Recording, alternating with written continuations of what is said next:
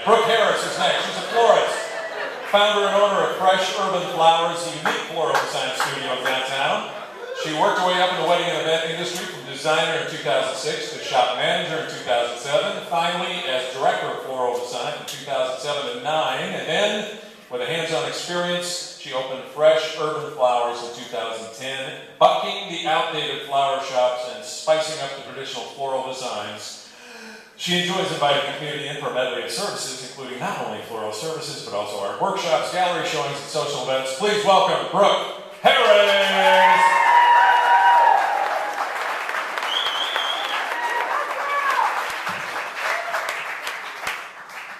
All right, thanks guys. So we are going to talk about flowers, and hopefully you'll learn a little more about them than just always wanting to give them for birthdays and anniversaries and everything else.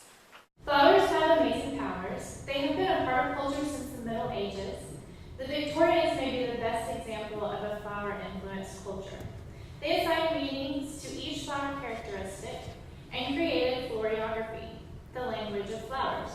There are even floriography books to teach the language of flowers from. Victorians lived in an era when people did not believe in expressing emotion, so floriography was a socially acceptable form of expression. It's made flowers the go-to secret messenger of lovers, which made it very easy for them to be in weddings. A flower presented to someone upside down meant the opposite of its original meaning. The way in which flowers were presented, along with which hand was used, also held meaning.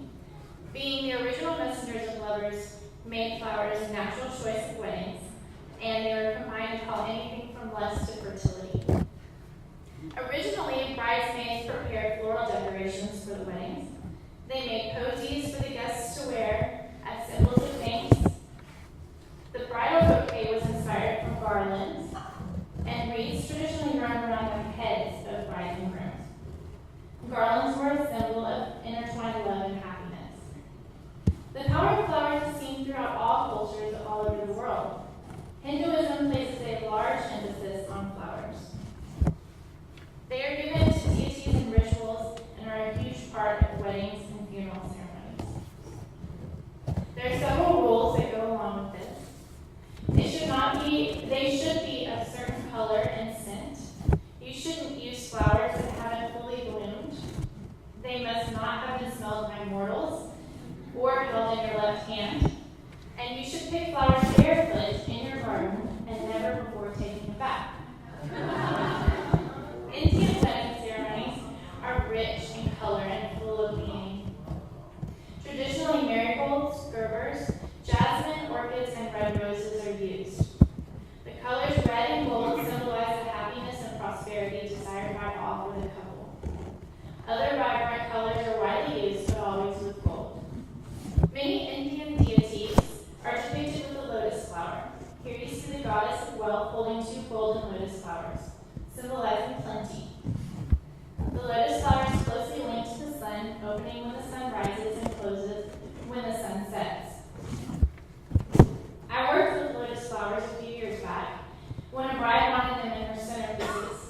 They arrived potted in soil, still in plant form, and I could feel the life of the flower in my hands. The lotus flower takes root in the bottom of streams in muddy ponds and pushes its head above the water to bloom. It symbolically represents being fully grounded in earth. Diwali, or the Festival of Lights, is a major Hindu festival. It's a 5-day celebration over good and evil. Flower garlands are hung everywhere, and intricate Rangoli designs are created. China is also a culture of flowers. The name of Chinese people, when spoken in a different tone, could mean flower people. In China, red roses are customary for graduations, birthdays, and weddings to symbolize luck. Orchids signify fertility, and chrysanthemums an ease of life. China has never chosen a national flower, probably because there are so many of importance. But two strong contenders are the tree peony, which is known as an emblem of wealth and honor, and the plum blossom, which symbolizes the 5 blessings. During the Chinese New Year, it's imperative enjoy fresh, lucky arrangements in your home. Even the Hong Kong government organizes flower markets during the new year.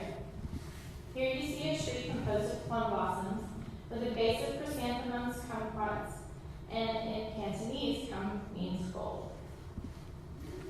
To switch gears, I'd like to tell you of an art installation Anna Schulich created to bid farewell to the abandoned Massachusetts Mental Health Center. She chose to build a hospital with 28,000 potted flowering plants. The installation was a reflection on the healing symbolism of flowers given to the sick. As a visitor, I could observe an astonishing absence of flowers in psychiatric settings, Anna said. Here, patients receive few, if any, flowers during their stay. Bloom was created to address this absence.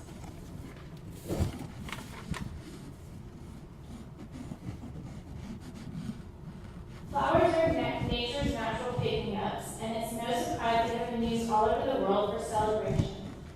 A team of researchers at Rutgers University in New Jersey decided to explore the science behind the happy feelings they evoke. The results show that flowers are indeed a natural and healthful moderator of mood. Flowers have an immediate impact on happiness. All participants expressed true or excited smiles. They showed flowers have long-term positive effect on moods. People reported feeling less depressed, agitated, and demonstrated a higher sense of life satisfaction.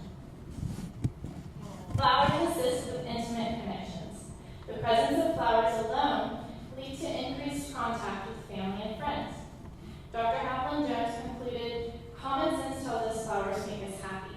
Now, science show that not only do flowers make us happy, they have strong positive effects on our emotional well-being. Such powerful statistics make me wonder why flowers aren't used strategically more often. Flowers could be used just as animals are for therapy. A small token of flowers can go a long way. Think of what sending flowers can do for someone's sense of empowerment in a battered women's home, a homeless shelter, or a psychiatric hospital. Why aren't we using flowers to empower? There are many people in our own San Antonio community that could greatly benefit from the simple act of giving flowers. Floriography may not be practiced anymore, but the kind-heartedness of the gift of flowers crosses all cultures and socioeconomic boundaries. Just think of what such a small token of thoughtfulness can do for another. What way to empower? What better way to empower than with flowers?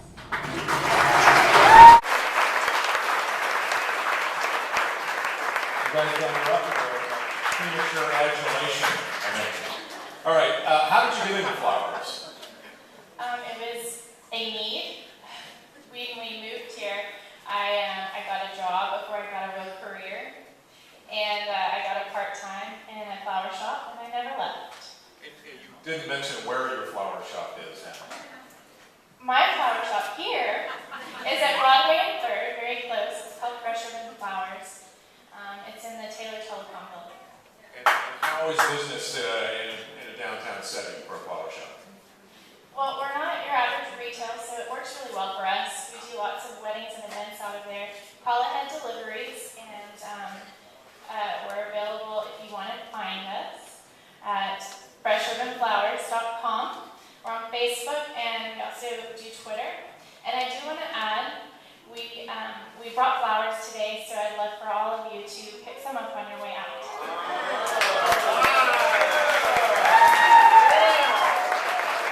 Future presenters take note, free stuff. And one last question, where do you get your flowers? And are many flowers grown around here? I know we had a lot more Texas wildflowers in the past since the 80s.